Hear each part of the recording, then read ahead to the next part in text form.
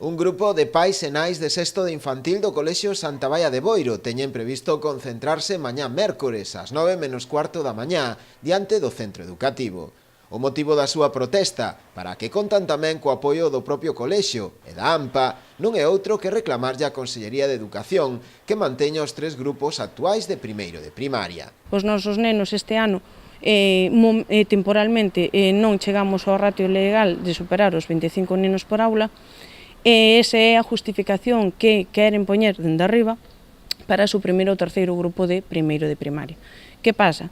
Que se non lo sacan despois para recuperalo, que é prácticamente imposible, co cal mermaría nunha falta de calidade de ensino para os nosos nenos. Temos nenos con necesidades especiais, entonces, mantendo os 3 grupos de primaria, estaríamos facilitando a inclusión de todos eses nenos, unha maior calidade tanto para os nenos normotípicos para os nenos con necesidades especiais.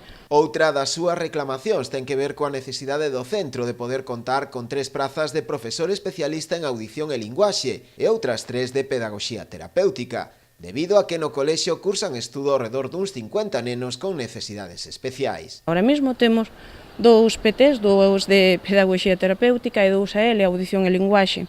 Unha das plazas de audición e linguaxe o máis probable é que se elimine.